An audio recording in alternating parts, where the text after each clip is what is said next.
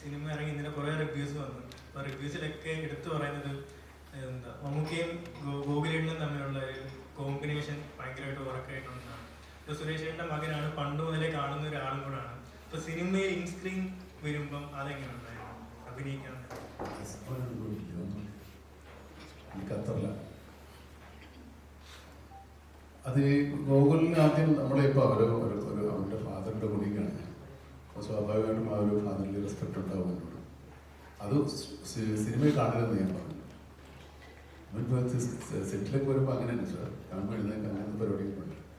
നമ്മളൊന്നും ചെയ്യില്ല, സാധാരണ നീ പെരുമാറുന്ന പോലെ പെരുമാറുന്നത്. സിനിമയിൽ നമ്മൾ വരുന്നത് എൻ്റെ ഒരു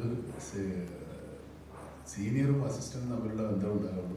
നീ എന്നെ മമ്മൂക്കായിട്ടോ മമ്മൂട്ടി ചേട്ടനോ മമ്മൂട്ടി സാറായിട്ടോ ഒന്ന് കാണും.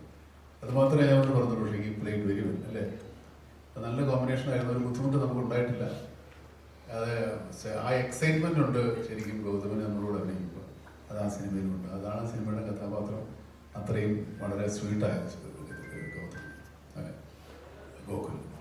ബൈക്ക് മാത്രം നമുക്ക് കുറച്ച് സ്ലോ ആയിട്ട് ഓടിച്ചു, ബാക്കിൽ നോക്കുകയാണ് ഇരിക്കുന്നത്. അതുകൊണ്ട് ഞാൻ ഫാസ്റ്റായിട്ട് ബൈക്കാണ്. അത് മാത്രമേ എനിക്ക് പ്രശ്നം ഉണ്ടായിരുന്നു.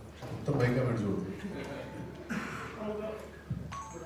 നമുക്ക് ഇതിൽ ഇപ്പോഴും മമ്മൂക്കയുടെ സൗണ്ടാണ് ശരിക്കും പറഞ്ഞ സിനിമകളിൽ എപ്പോഴും വ്യത്യസ്തമായിട്ട് വരുന്നത്. ഇതിലെന്തുകൊണ്ട് സിംഗ് സൗണ്ട് ഉപയോഗിച്ചത്? ഈ സിനിമയല്ല നിങ്ങൾ കണ്ട കഴിഞ്ഞ ഒരു 10 സിനിമകളിൽ സിംഗ് സൗണ്ട്. ഈ സിനിമയിൽ മാത്രമല്ല സിംഗ് സൗണ്ട് ഉണ്ട്. ഇത് എടുത്ത് പറഞ്ഞതെന്നുണ്ട്. കഴിഞ്ഞ സിനിമകളിലൊക്കെ സിംഗ് സൗണ്ട്. സിംഗ് സൗണ്ട് എന്ന് പറയുന്ന ഒരു വേറെ രീതിയൊന്നുമല്ല. ലോകത്തെല്ലായിടത്തും വളരെ പ്രചാരമായി കാലാകാലങ്ങളായിട്ടുള്ളത്.